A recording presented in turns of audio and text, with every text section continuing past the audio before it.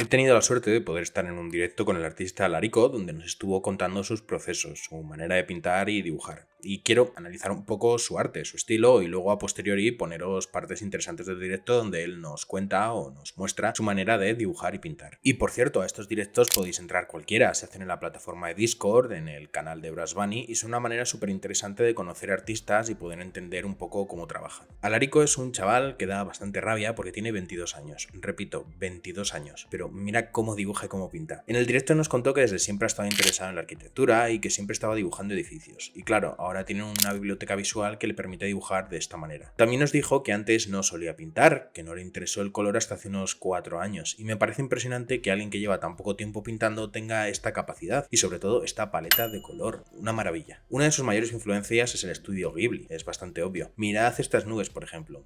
Muy Ghibli. Y nos enseñó cómo las hacía mientras decía, es súper fácil. Luego la práctica es algo más difícil, él todo lo hacía parecer sencillo, pero es verdad que sus procesos son relativamente sencillos. Lo único que hay que hacer, como todo en el arte, es echarle muchas horas, muchísimas. El caso, su color está muy subordinado a la línea. Él nos dijo que es uno de esos artistas que rellenan el dibujo con color. Eso no lo hace peor, hay dos maneras de entender el color, está la de Alariko o una más a mancha donde se podría decir que dibujas con el propio color. Ya haré un vídeo sobre eso, estad tranquilos. Su línea está lejos de ser perfecta, no son para nada rectas, las paralelas no son paralelas, pero esto le da una personalidad y un encanto propio. Que esto no quiere decir que no sepa dibujar, para nada, lo que pasa es que él quiere hacerlo así. Y si a esta línea tan característica le metes un color tan bonito como este, pues acabas con un estilo llamativo, personal y muy bonito, claro. Y por supuesto, pues todo el mundo quiere trabajar con Alariko. En el directo le hice una pregunta sobre su paleta de color. Le pregunté si trabajaba con referencias al lado mientras trabajaba y me dijo que no, que él se ponía, dibujaba lo que fuera y luego iba probando qué funcionaba a nivel de color. Nos dijo que de hecho lo último que hacía es el cielo, lo cual me parece una locura porque el cielo define la atmósfera de la imagen y claro, dejar eso para el final, pero si tienes esta sensibilidad para el color, pues claro, al final puedes hacer lo que te dé la gana. Es una locura que este hombre se ponga a dibujar y a pintar sin referencias y acabe con estas imágenes. Envidiable. Pero usar referencias, por fin, nosotros todavía no somos Alariko. Y me gustó mucho que nos contara que él utiliza programas de edición de imagen para perfeccionar su color en el resultado final. A veces tenemos un sentimiento de culpa si terminamos usando algún programa para cambiar o mejorar algún aspecto de nuestra última imagen, pero es una tontería. Al final es una herramienta más, así que sin miedo. Fue un directo muy interesante, donde nos contó cosas muy chulas. La verdad es que aprendí un montón y a ver cuándo es el próximo. Y ahora sí, me callo y os dejo con los mejores momentos.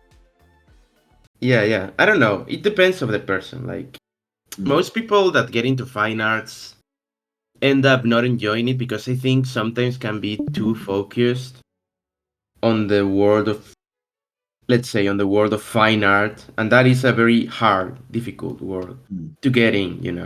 Absolutely. Extremely difficult to get in. So sometimes it can feel a little bit how do you say, alienating, I think. But you know, in the end, you end up how do you say, you end up feeling, you end up finding your way. That's at least what I think has been happening to me, at least. I don't know. I understand. Laura, she's saying that she never liked modern fine arts, but she loves academic arts. I think that is something that I can share, and is something that I felt as well when I was studying fine arts. But there's some stuff that you can get from modern fine arts that can be applied in the academic arts to make it more interesting and make it more profound. Oh Like yeah. the postmodern concepts that you can get from modern fine arts, you can apply them to make like something more traditional, like animation and stuff like that. Oh yeah, definitely. You can learn a lot from that. Even if you don't really like it, a lot of the language of modern art is used on even traditional art nowadays. Like a lot of concept art and stuff like that has a lot of abstraction. Even if you see it as a figurative drawing, you will see a lot of parts of it that are very, very abstract in the sense. Yeah, absolutely. Yeah. So yeah, you can learn a lot from it. Absolutely. Yeah, in that sense, I think that Ajos Fritos is kind of the he has a big knowledge about that. He has a master degree and he's doing now you say a doctor degree. Doctorate, right? A doctorate, I think.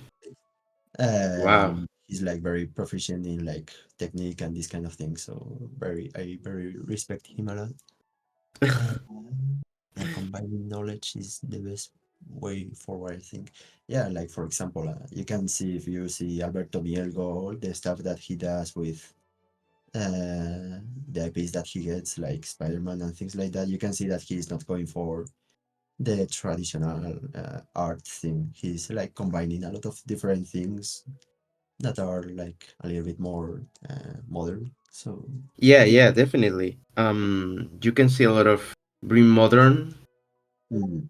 uh, contemporary art in his pieces, I think. Yeah. Um, and a lot of people don't really think about it, don't realize it, that there is a lot of that language Yeah. in a lot of concept art. But it's very important, like at least to learn about it, and it helps you to think about synthesizing stuff and Mm. things like that. Like, may I ask, how is your process? And My process. Okay, yeah. yeah, yeah. Uh all right. So, what is my process? That's a good question. I make that question all the time to myself. Mm-hmm. My process is basically uh let's say it's mental college, I think you could say. Mm-hmm. Okay. Basically I kind of have a big list of references Mm-hmm. in my head. And I will take from that list and think, what I want to do with this window. And I will have in my head a window design that I have saved in quotes. And I will say, okay, I will apply it here. And even if I don't like it, I can even mix stuff, from Mm-hmm. my own head. I love how this window looks, but I didn't like, I don't know, the frame that it had. So I'm going to put this other one. I don't know, it's kind of like that. And I will change a lot of stuff in a drawing. Uh-huh. All right. Like for example in here I started like with grass and then I decided I don't really like how grass looks and I removed it. So Mm. I don't know, it's very intuitive, I think, the way Mm-hmm. I kind of do it. And Yeah. it's also I have like, you could say I have like 20 years of practice in drawing buildings, so it's kind of in the end it end up coming up kind of naturally in a Yeah. sense. So yeah, That's I don't know, I'm a bit insane. That's another thing that you need to to have. So yeah. I'm just hearing you, and I'm hearing the words of Kim Jong-il, like the way he had like this big library of Mm. references in his own head, and he was just using them and rotating them as he wanted. So I can guess that it just like Yeah, it's kind of like that. Yeah, I used to see a lot of his speeches, and it's kind of similar in the sense that yeah, it's basically having a mental library of stuff, and it's basically rotating, being able to rotate a cube in your head. So yeah, I don't know. It's pretty cool. yeah, absolutely. Um, but yeah, it's basically that. You have to be able to visualize stuff in your head and kind of translate it to the paper. And I have also the thing of, you're thinking of something in your head and it ends up coming up differently in the paper. But that also happens to me. And, it's fine because, you know, in your head, it will always be a bit different of what you end up Mm. making, Yes, of you course. know? So, Nice. yeah. It's kind of interesting, like how because we both, you and I and other people here are working on concept art. I think like Hmm. for the industry, it can be like animation and also it can be like video games, but more or less like there is Hmm. this like different approach to making art that is like using a lot of photo basing and a Hmm. lot of 3D stuff, which is absolutely nice, of course. It gives Oh, you yeah. quality stuff and it brings you like the AAA quality that people are requiring. But it's always very interesting for me Hmm. to hear like a top artist like you who says, okay, so I just have like this very traditional mind that just keeps the references and I just draw that.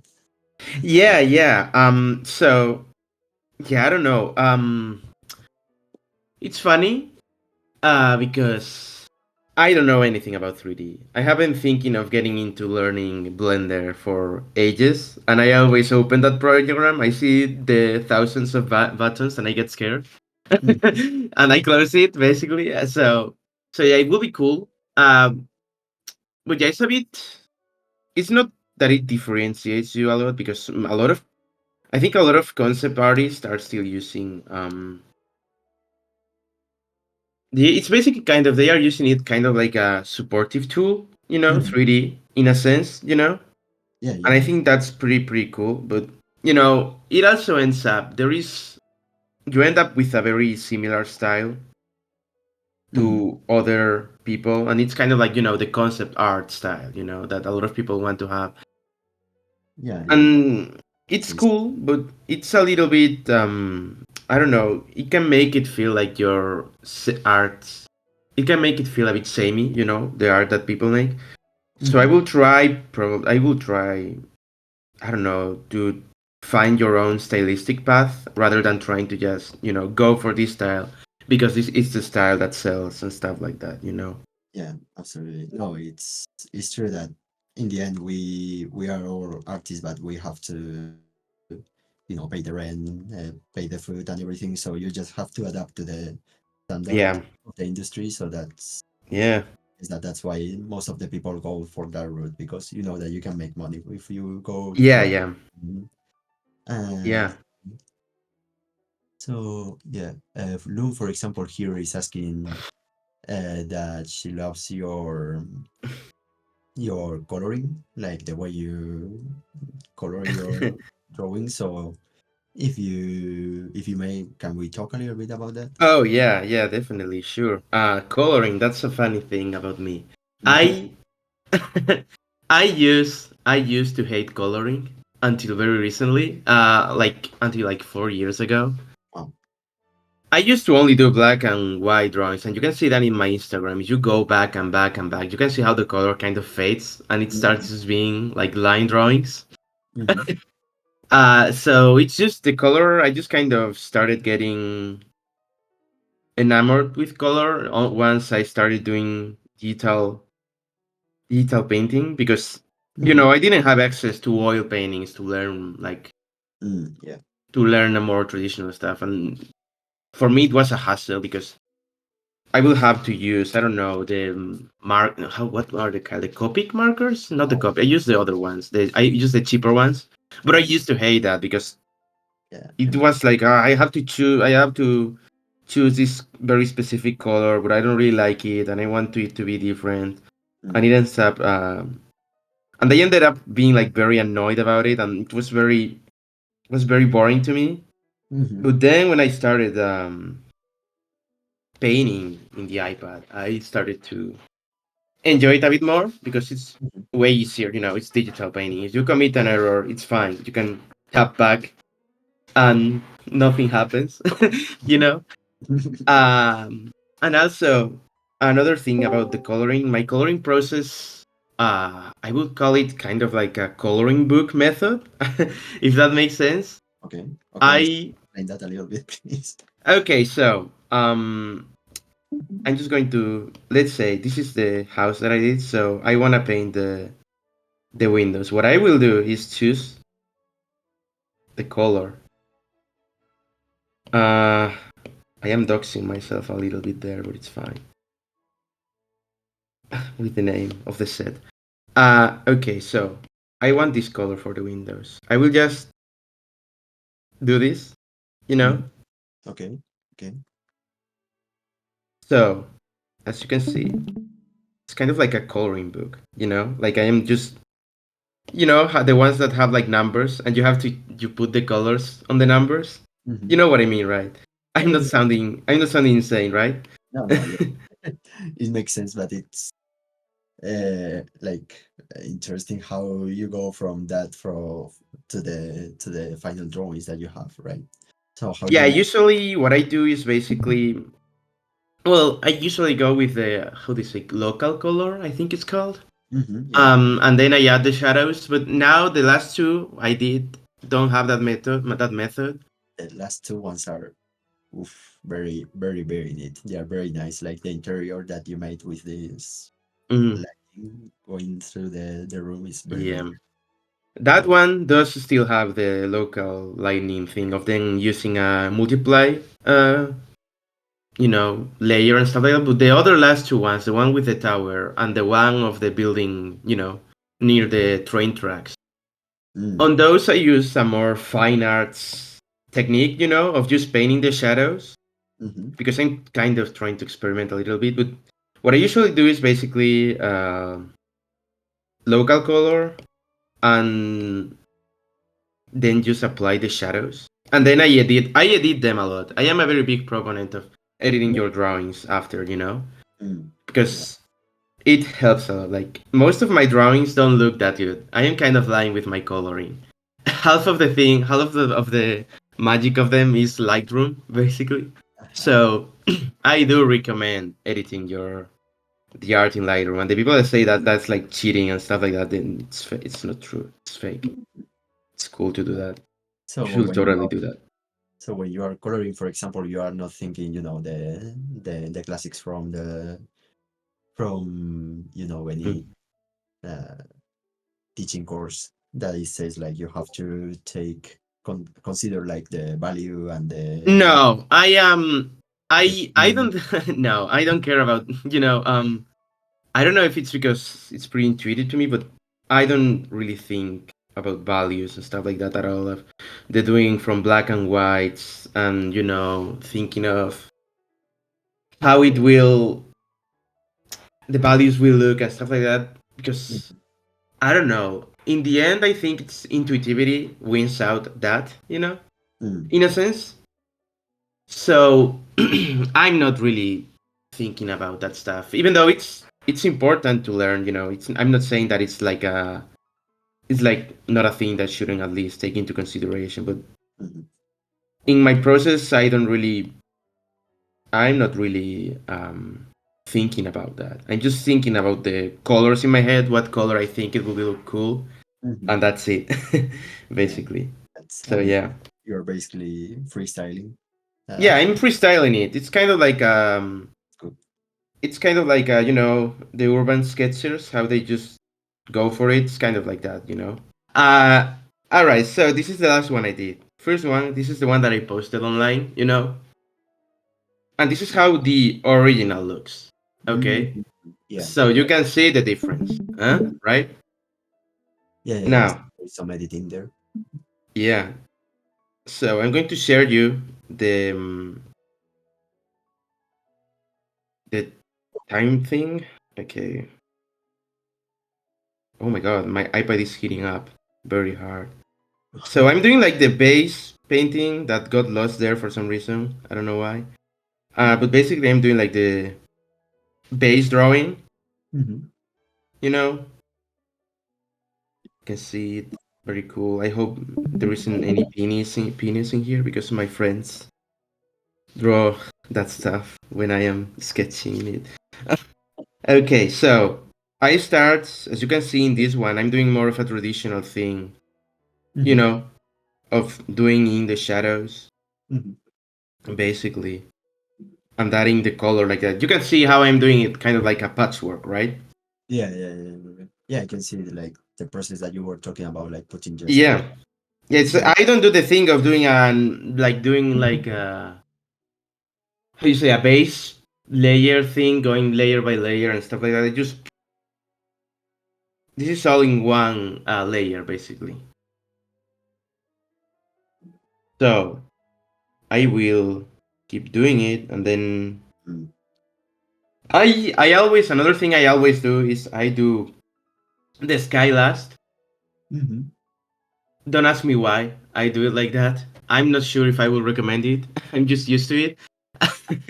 Like you do the um, hmm? sky last. Oh, okay, you do this. Okay, but Yeah, that's why.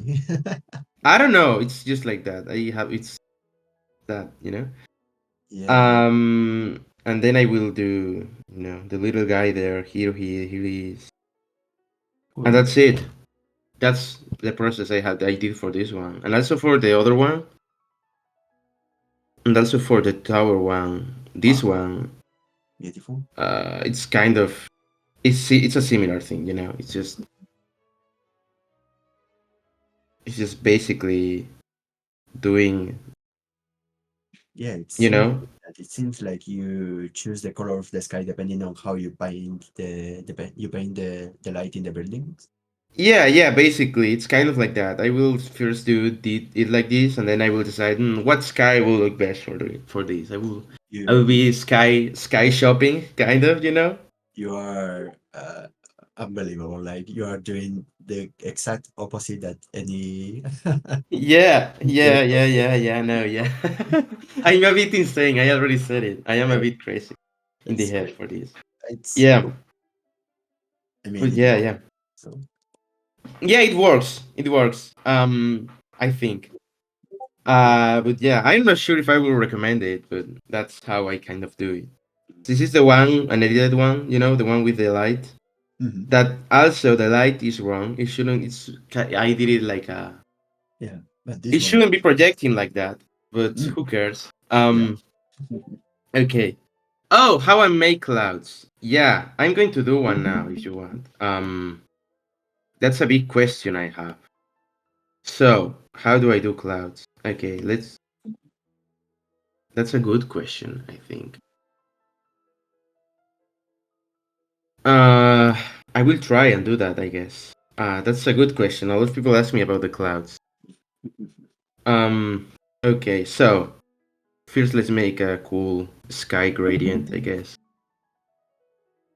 And now let's make the cloud. How do I do the cloud? So it's very simple actually. So I There, will it do seems. this. Sorry, Hmm? it seems like the stream isn't showing for everyone. No, Really? no, it's working for Yeah, me. yes. Yeah, I Like, guess it's more maybe their internet that is not like mm, like if Oh, it's not working, maybe Susancha, you just have to wait until the yeah, basically. Yeah. yeah, Yeah, well, it's like that. it's working. Yeah, thank you. And right. also, there is a lot of people writing in the chat right now, so maybe there will come a lot of Right. questions. Okay, so Laura, for example, she's asking like Alariko, where does that name come from? Like, Oh, that's a very funny one. That's a really good question. Okay. So, why? Yeah. So, I am from Spain, right? And I have an older brother. And my older brother will tease me a lot. We used to watch this series that is very, let's say, it's very from its time. So, just accept it. It was called Calico Electronico. You know about it, right? Yeah. Uh, and my name, let's say my name is a very Spanish name. My name is Alvaro. yeah, And there was this character in there that was like a child that was on cocaine and heroin and stuff like that. Uh, okay, this series is like from 2006, so yeah. it will have that type of stuff. His name was like Alariko, and my brother will tease me by calling me that name. Uh, Forward, I don't know, 10 years from that time, and I'm trying to find a name for my Instagram account. And what can I name myself? And I remind me, oh, my brother used to call me Alarico, and that's a very cool sounding name, you know? yeah. So I decided to just use that. And why the K? Because it looks cool, I guess. I don't know, instead of a C. So Okay, yeah. so Lumi saying that the creator of Calico Electronico was her teacher Oh, back in the. cool. So there is a connection here, yeah. Right. Cool. It made me laugh a lot when I was a kid, so I thank him for that. So crazy that your name was from Calico Electronico. Like right now, I feel Mm. so, yeah. Yeah, That's yeah, yeah, very funny. yeah. It comes from that. Yeah. Mm. Okay, so the cloud now. You see all these cool lines I did. So now what I do, I just I just smooch them basically, Oh, okay. I and it see. makes that cool effect. you know, Mm. and it's pretty easy to do, I think. Mhm. So yeah, it depends. Some days they will look. I will hate how they end up looking, but it's a process. Uh, so yeah, just kind of how I do them clouds. Them cool, very beautiful, fluffy anime clouds, I think. Yeah. The Yeah. Ghibli kind of feeling. Yeah. Yeah, yeah, yeah, yeah. Yeah. It's a big inspiration for these things. Mm. Studio Ghibli. Yeah. It's a very big influence on me actually. Yeah. Yeah. Yeah. You can tell. You can tell just by seeing your artwork. Yeah, yeah, yeah. Like I will one of my first memories of watching movies is like watching as a kid Spirit Away, and being mesmerized by it because I was like, oh my god, what is this? Why does this look so good? Because, my experience at that time with animated movies is the Enchanted Valley, and Mm. stuff like that, which Wow. is very cool. It's very good really, really good animated, but it's a very different feeling. Yeah. Yeah. Yeah. Absolutely. So So, okay. yeah. Question. All Yeah. right, so this is how I do them. Mhm. Yeah. It's Uh, beautiful. Beautiful, fluffy clouds. Yay. That's so cool. Mm. Yeah, it makes a really good effect. It's very, very, it's a very neat, easy trick, I Yeah, think. I was gonna say you make it look so easy, but I'm pretty sure it wouldn't be so easy if I tried. Maybe not, maybe not, maybe not. Okay, don't listen to me. Actually, I'm a liar. I'm a